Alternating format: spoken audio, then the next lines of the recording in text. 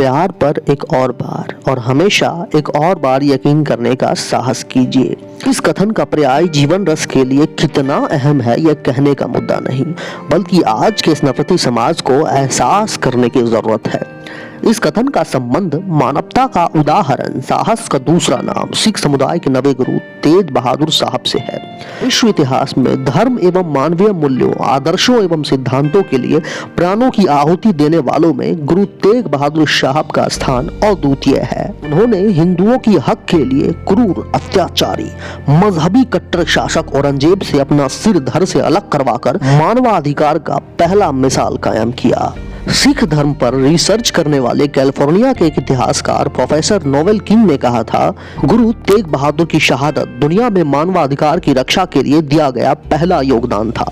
लेकिन अफसोस कि दरबारी इतिहासकारों के चलते हमारे असली हीरोज के किस्से अभी तक हमसे नदारद रखे गए। नमस्कार, स्वीकार कीजिए विकास का और आप देख रहे हैं ग्रोप इंडिया की खास पेशकश हस्ती में आज धार्मिक स्वतंत्रता के संघर्षों की सबसे अनोखी मिसाल, कहानी गुरु तेग बहादुर साहब की।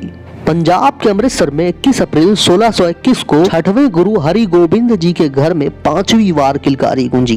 तब वक्त को कहां पता था कि यह बच्चा विश्व के मानस पटल पर अपना अमिट छाप छोड़ेगा और इस ब्रह्मांड के खात्मा तक लोग उनका नाम फक्र से लेंगे। हम आपको बता दें कि 5वें गुरु अर्जन देव को जहांगीर के द्वारा सताए जाने के बाद 6वें गुरु हरगोबिंद के समय से ही सिख धर्मों में मिलिट्राइजेशन, सैन्यकरण की प्रक्रिया शुरू हो चुका था, जिसके वजह से गुरु हरगोबिंद अपने बच्चों को धर्मों के ज्ञान के साथ साथ सैनिक का भी प्रशिक्षण दिया करते थे। साथ ही हम आपको ये भी बताते चले कि गुरु तेग बहादुर जी को बचपन में लोग त्यागमल के नाम से जानते थे।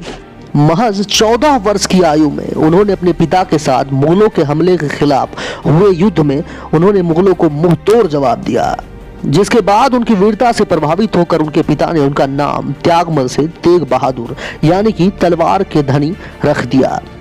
युद्ध स्थल में भीषण रक्तपात से गुरु तेग बहादुर जी के बैरागी मन पर गहरा प्रभाव पड़ा था और उसके बाद उनका मन अत्याधुनिक चिंतन में लीन हो गया।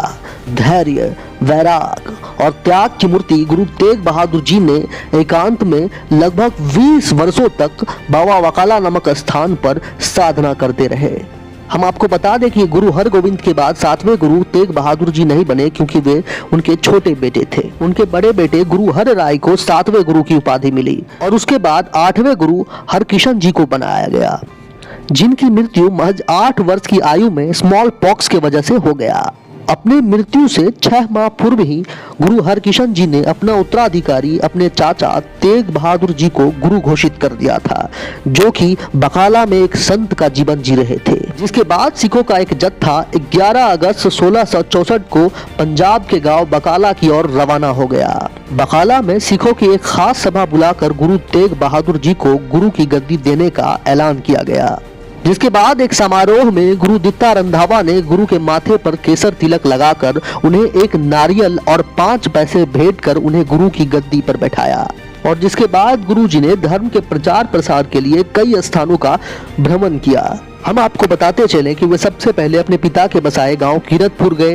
वहीं कीरतपुर से महज 5 किलोमीटर की दूरी पर उन्होंने एक और गांव बसाया, जिसका नामकरण उन्होंने आनंदपुर के नाम से किया, जिसे आज लोग आनंदपुर साहिब के नाम से भी जानते हैं। और फिर रोपन, सैफाबाद होते हुए वो ख्याला खदल पहुंचे। यहाँ उपदेश देते हुए दमदमा साहब होते हुए कुरुक्षेत्र पहुंचे।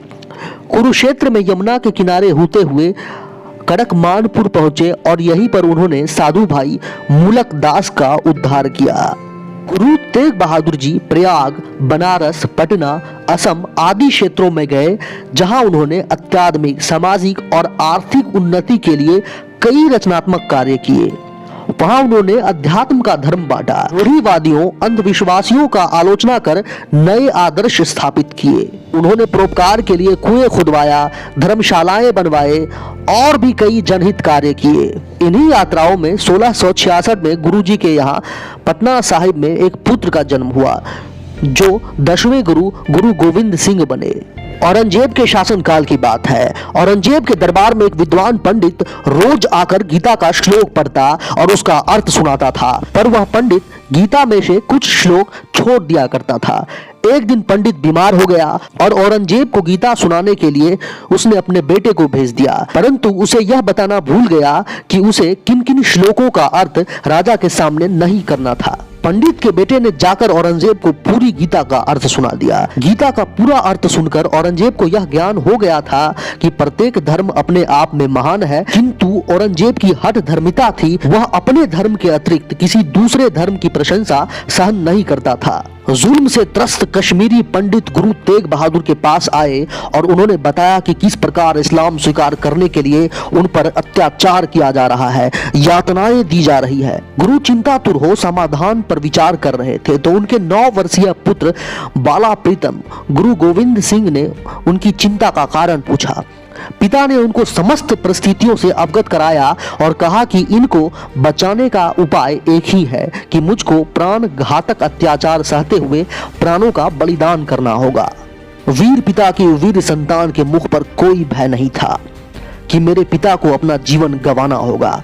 उपस्थित लोगों द्वारा उनको बताने पर कि आपके पिता के बलिदान से आप अनाथ हो जाएंगे और आपकी माँ विधवा, तो बाल प्रीतम ने उत्तर दिया, यदि मेरे अकेले यतीम होने से लाखों बच्चे यतीम होने से बच सकते हैं या अकेले मेरी माता के विधवा होने से लाखों माताएं विधवा होने से बच सकती है तो मुझे यह स्वीकार है। अबोध बालक का ऐसा उत्तर सुनकर सब आश्चर्यचकित रह गए। तत्पश्चात गुरु तेग बहादुर जी ने पंडितों से कहा कि आप जाकर औरंगजेब से कह दें कि यदि गुरु तेग बहादुर ने इस्लाम धर्म ग्रहण कर लिया तो उनके बाद हम भी इस्लाम धर्म ग्रहण कर लेंगे, और यदि आप गुरु तेग बहादुर जी से इस्लाम धारण नहीं करवा पाए तो हम भी इस्लाम धर्म धारण नहीं करेंगे। इससे औरंगजेब क्रुद्ध हो गया और उसने गुरुजी को बंदी बनाने के लिए आदेश दे दिए। गुरुजी को बंदी बना लिया गया और औरंगजेब के सामने पेश किया गया। गुरुजी ने औरंगजेब से कहा कि यदि तुम जबरदस्ती लोगों को इस्लाम धर्म ग्रहण करवाओगे तो तुम सच्चे मुसलमान नहीं हो, क्योंकि इस्लाम धर्म यह शिक्षा नहीं देता कि किसी पर जुल्म करके मुस्लिम बनाया जाए। औरंगजेब यह सुनकर आग बबूला हो गया। उसने दिल्ली के चांदनी चौक पर गुरु तेग बहादुर का शीश काटने का हुक्म दे दिया और गुरु तेग बहादुर ने हंसते हंसते अपने प्राणों का बलिदान दे दिया। गुरु तेग बहादुर की याद में उनके शहीदी स्थल पर गुरुद्वारा बना है जिसका नाम गुरुद्वारा शीशगंज साहिब है। गुरु तेग बहादुर जी की बहुत सारी रचनाएं गुरु ग्रंथ साहिब के महला 9 में संग्रहित है। गुरुद्वारे के निकट लाल किला, फिरोज शाह कोटला, जामा मस्जिद भी अन्य आकर्षण है। गुरु तेग बहादुर जी की शहीदी के बाद उनके बेटे गुरु गोविंद राय को गुरु की गद्दी पर बैठाया गया, जो सिखों के 10वें गुरु गोविंद सिंह बने। सहनशीलता, कोमलता और सौम्यता की मिसाल के साथ साथ गुरु तेग बहादुर जी ने हमेशा यही संदेश दिया कि किसी इंसान को ना तो डराना चाहिए और ना ही डरना चाहिए। ऐसी मिसाल दी गुरु तेग बहादुर जी ने बलिदान देकर, जिसके कारण उनको हिंद की चादर और भारत का ढाल भी कहा जाता है। उन्होंने दूसरों को बचाने के लिए अपनी कुर्बानी दी। गुरु तेग बहादुर जी को अगर अपनी महान शहादत देने वाले एक क्रांतिकारी युग पुरुष कह दिया जाए तो कहना जरा भी गलत नहीं होगा। संसार को ऐसे बलिदानियों से प्रेरणा मिलती है जिन्होंने जान तो दे दी परंतु सत्य का त्याग नहीं किया। नवम बादशाह श्री गुरु तेग बहादुर जी ऐसे ही बलिदानी थे। गुरु जी ने स्वयं के लिए नहीं बल्कि दूसरों के अधिकारों एवं विश्वासों की रक्षा के लिए अपने प्राणों का उत्सर्ग कर दिया। अपनी आस्था के लिए बलिदान देने वालों के उदाहरणों से इतिहास भरा पड़ा है, परंतु किसी दूसरी की आस्था की रक्षा के लिए बलिदान देने वाले की एकमात्र मिसाल है नवम बादशाह की शहादत। ग्रो अप इंडिया उनके शहादत दिवस पर उन्हें शत शत प्रणाम करती है। धन्यवाद।